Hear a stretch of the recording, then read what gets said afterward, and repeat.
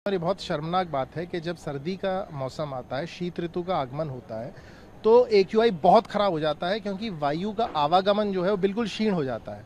लेकिन अब जब हम मान रहे हैं कि वायु प्रदूषण कम है क्योंकि हवा जो है वो ठीक-ठाक चल रही है, उसके बावजूद पूरे विश्व के जितने राजधानियाँ हैं उसमें सबसे प्रदूषित दिल्ली है।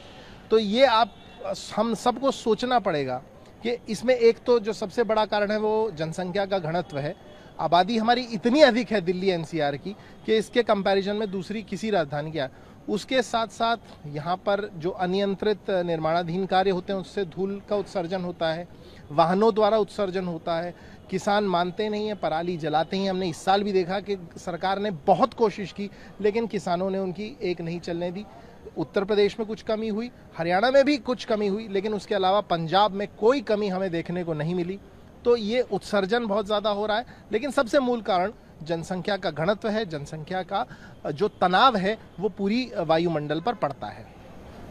सर, ये 2018 से लगातार चौथी बार ये दिल्ली जो है सबसे प्रदूषित राजधानियों में बनी हुई है पहले नंबर पर। जी, और उससे पहले भी आप देखें तो सिर्फ 2 साल का हमें एक तरह से रिलीफ मिला था, नहीं तो उससे पहले भी लगातार वो सबसे प्रदूषित राजधानियों में बनी हुई थी।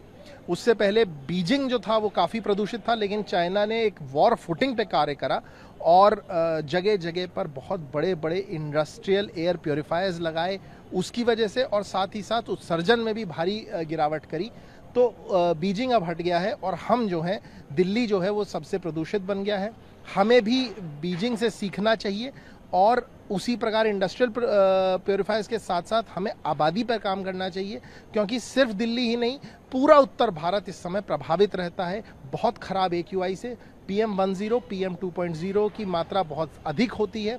बहुत अधिक लोग, लगभग 10 लाख लोग प्रतिवर्ष प्रदूषक सिर्फ वायु प्रदूषण के कारण काल के गाल में समा रहे हैं। तो इन चीज़ों का हमें आवश्यकता है कि वॉर फुटिंग पर कार्य करे जाए।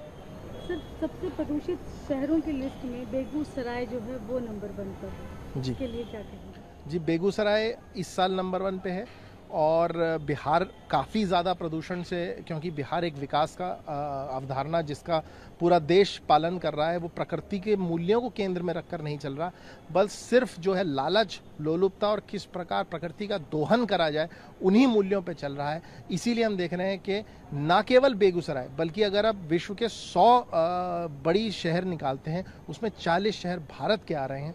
भारत की लगभग 20 ऐसे शहर हैं जहां पर अनलिवेबल कंडीशंस हैं वायु प्रदूषण की वजह से, और भारत जो है वो इस समय तीसरे स्थान पे है बांग्लादेश और पाकिस्तान के बाद, जो बहुत ही चिंता का कारण है।